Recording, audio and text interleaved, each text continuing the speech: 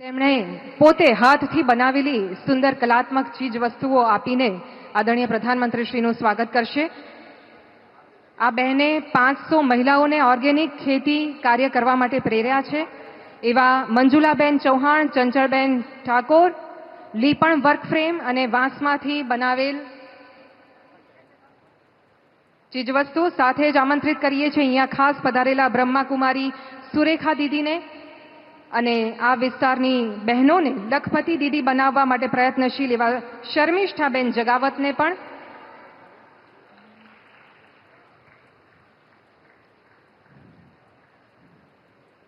શર્મિષ્ઠાબેન અનેક બહેનોને રોજગારી સર્જન માટે સતત પ્રેરી રહી છે અને ખાસ ઓપરેશન સિંદૂર પછી જ્યારે આદરણીય પ્રધાનમંત્રી શ્રી અત્રે પધાર્યા છે ત્યારે વિશેષ આશીર્વાદ આપવા પધાર્યા છે.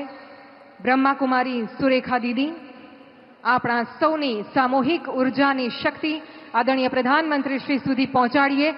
અંતઃકરણપૂર્વક આપણે એમને આવકારીએ.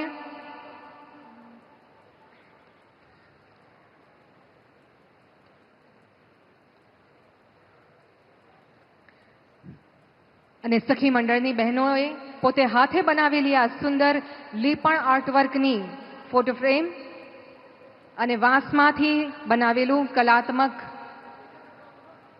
આ નમૂનો કે જે પણ આજે આદરણીય પ્રધાનમંત્રીશ્રીને અર્પણ થઈ રહ્યો છે.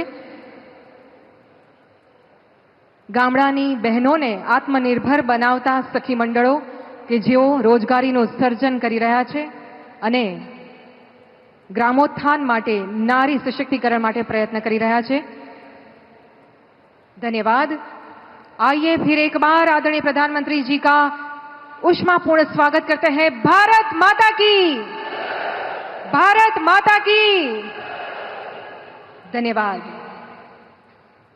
देश की लाइफलाइन ऐसी भारतीय रेल सिर्फ दुर्गम स्थानों को ही नहीं, करोड़ों भारतीयों के दिलों को भी जोड़ती है.